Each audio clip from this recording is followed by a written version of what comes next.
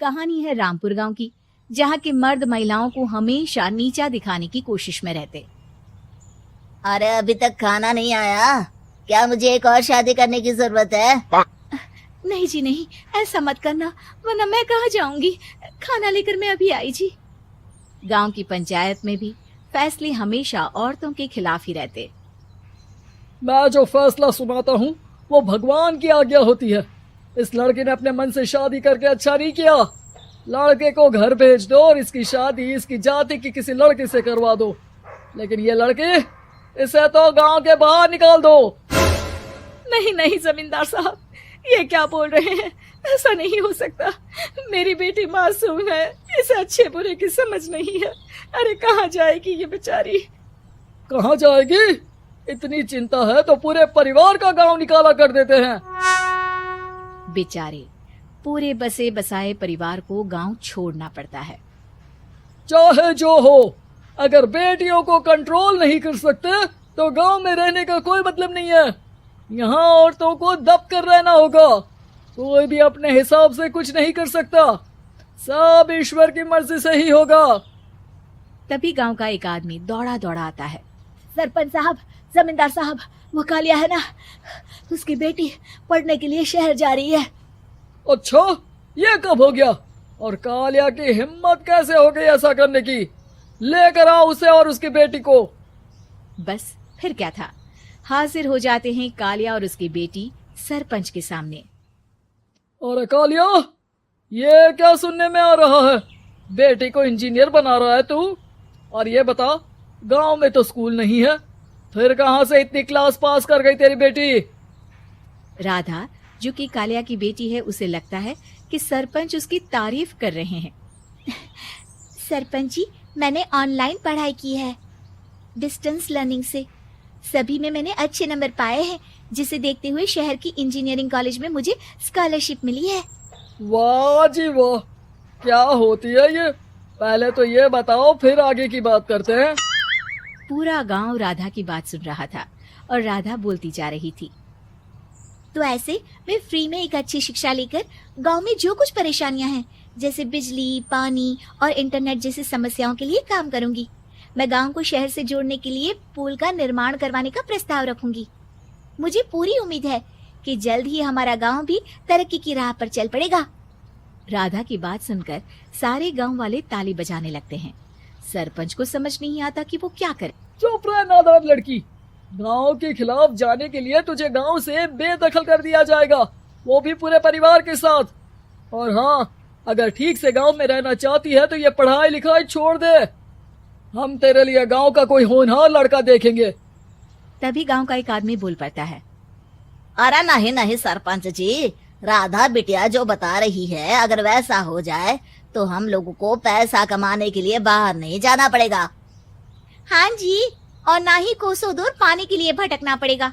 हमारे बच्चे भी अच्छी पढ़ाई कर सकेंगे और आगे बढ़ेंगे, ना कि हमारी तरह खेती करते बैठेंगे। क्यों गांव वालों, राधा बिटिया का साथ देना चाहिए ना। सरपंच देखता है कि गांव राधा के साथ है तो वो चुप हो जाता है। वो घर आकर अपने सलाहकार से बात करता है, जो बहुत ही चालाक किस्म का इंसान होता है। अरे सरपंच साहब, आपको बहुत ही होशियारी से काम लेना पड़ेगा। एक बार गांव तरक्की कर गया, यहाँ के बालक पढ़ लिए तो कोई ना पूछेगा आपको। और फिर ये जो बेटा और बेटी है ना आपके, इनको भी आम लोगों की तरह ही जीवन जीना होगा। हाँ, लेकिन करे तो क्या करे?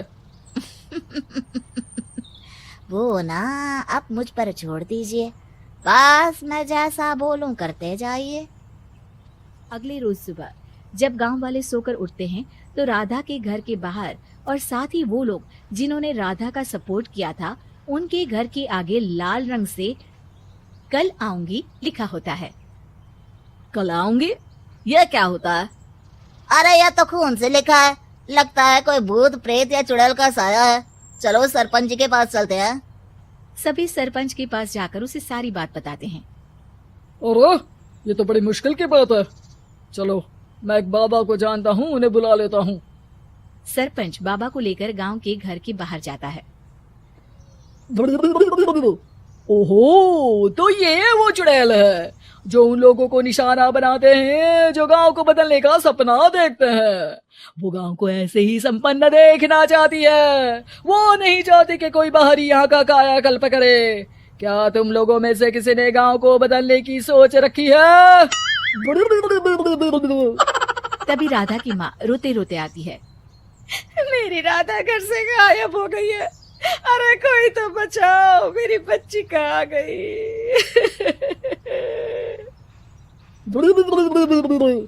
ले गई वो चुड़ैल, तेरी बच्ची को ले गई। अब वो उसे श्रापित करके छोड़ेगी। उस पर चुड़ैल का साया हो जाएगा। तभी बुरी सी हालत में राधा भी वहां आ जाती है। उसके बाल चुड़ैल की तरफ फैले होते हैं और कपड़ों में खून लगा होता है। सभी राधा को देखकर डर जाते हैं। माँ, पता नहीं मुझे कौन उठा कर ले गया था। अरे दूर दूर हो जा चुड़ैल, अब हम लोग इस गांव में नहीं रुकेंगे। अरे कैसी बातें कर रहे हैं आप? कल तो आप मेरे भरोसे गांव का हुलिया बदलने, अपने बच्चों को पढ़ाने और तरक्की उन्नति की बात कर रहे थे, तो आज क्या हो गया आपको? ये फिर तुम लोगों को बहकाएगी। ये चुड़ैल गांव में आ चुकी है। ऐसे ही ये तुम्हारे घर के बच्चों को भी ले जाएगी। गांव वाले राधा को गांव से बाहर निकाल देते हैं। उसके माँ बाप रोते रहते हैं, लेकिन गांव वाले नहीं मानते। मैं भी अपनी बहन के साथ गांव के बाहर रहूंगा, लेकिन वो पढ़ाई नहीं छोड़ेगी। वहीं सरपंच के घर पर सलाहकार कहता है,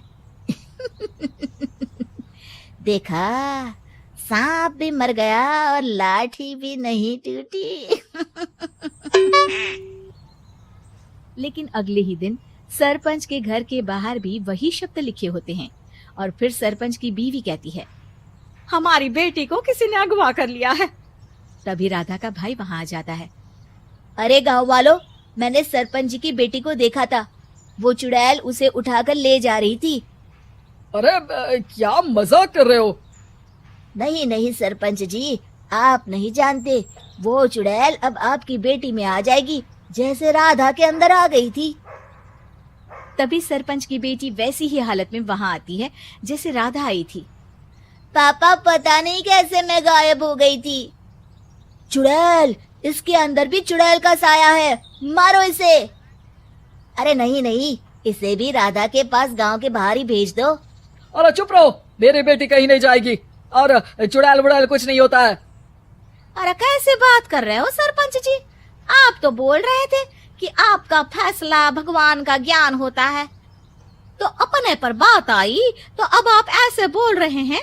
अरे ना ना ना, आपको अपनी बेटी को त्यागना ही होगा। अरे बुलाओ बाबा को। राधा का भाई बाबा को ले आता है, जिसे अब गांव वालों के डर के कारण सच बोलना पड़ता है।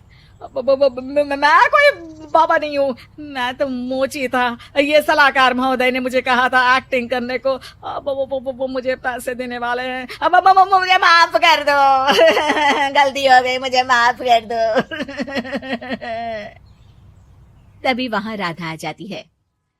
देखा सरपंच जी, जब गांव के बच्चे साक्षर होंगे तो आप जैसे लोगों की चालाकी नहीं चलेगी।